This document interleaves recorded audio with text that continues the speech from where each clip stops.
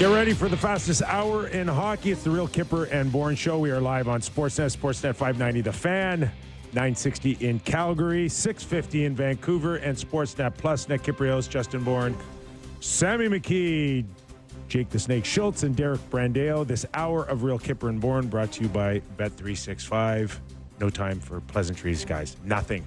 Right into the meat and potato. I don't even have time to tell you about my Swords jersey. Oh, but you just did. Why is it there? What is it? It's my men's league, my old men's league. Yeah. That's for my buddy Paul Richards right there. Okay. Thing of beauty. All right. Plenty to get into, including some major trades involved. But, locally here for our boy Sammy, let's start with the... I'm the only one who cares. No one else. John Tavares has agreed to a 4-year deal, 4.38 AAV contract extension with the Toronto Maple Leafs. What do you think, JB? Let's start with you. I'm really excited about it. As someone who covers the Leafs and wants them to have some success, this makes a lot of sense to me. It's really refreshing to see a contract for one of these big guys at a number that you feel like they're much better than their number. And I think for Tavares, this makes so much sense from a family standpoint, a reputation standpoint, and you can put him in a much better position to succeed. He can be a 3C making 4.3. I just think it's a great decision for the player, good for the team. Nothing but good things to say. I'm a little bit disappointed in the coverage around it. Like that we were hearing last week that they're not close and that he's not going to accept the number under 5. All these reports that came out about it made me have this resentment towards him and say all these stupid things about it. And then he just signs a pretty significant hometown discount less than a week later. So myself, and I know some of the people in my life, probably feel a little bit stupid right now, but from a Leafs perspective, they need him. He came here under a good contract, and he's back. So, well, first of all, you don't know under the circumstances that he came to this conclusion. JT and his agent up until yesterday or 2 days ago said, no chance we're signing this. I'm a $6 or $7 million player. And we do know on the open market that I believe that he could have been knocking on the door of maybe 20, 21 million for 3 years. okay. Well, right? How can he not? Nelson makes 7.5. So if in the last 12 hours he's like, I don't want to go anywhere. I'll just take whatever you're offering. Then that's what happened here, guys. But there's no way that JT and his agent Pat Brisson had sat around the table for the last 2 or 3 weeks and say, boy, do you think we can get them to 4.38 million? Then why? Yeah. Are you following me I see here? what you're saying, he ate it. He ate it on this. He ate it. But then why did he do it now? Why not wait till July 1st and see what the contract offers are going to be since they weren't there? No, because I think the Leafs would say, we're moving on, and it might not be there for you. I think a genuine willingness to walk away from something, and in my own life, when it's come to negotiating any sort of a career or opportunity or whatever, when I've been genuinely willing to leave, that's when it's gone well. And I think the Leafs were genuinely willing to walk. This is John Tavares saying, I made $110 million. You think I care about an extra $2 million? He may have left $10 million on the table. Well, listen, Brock Nelson took 3, 10, 7, 5, he doesn't care. John. He doesn't care. He wants to stay here and retire a Toronto Maple Leafs.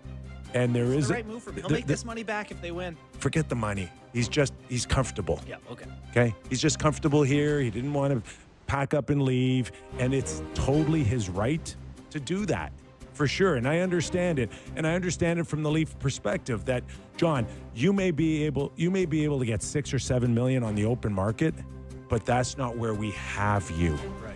Someone's going to sign you and see the 38 goals and the 75 points and say, you're my second line centerman. We don't see you there. We're going to have to find a new role for you. And it's slotted at 4.38.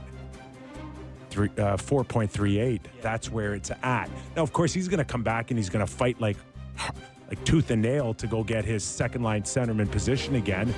And judging on what the Leafs have, he may be there. We don't know. We don't know where he's going to be.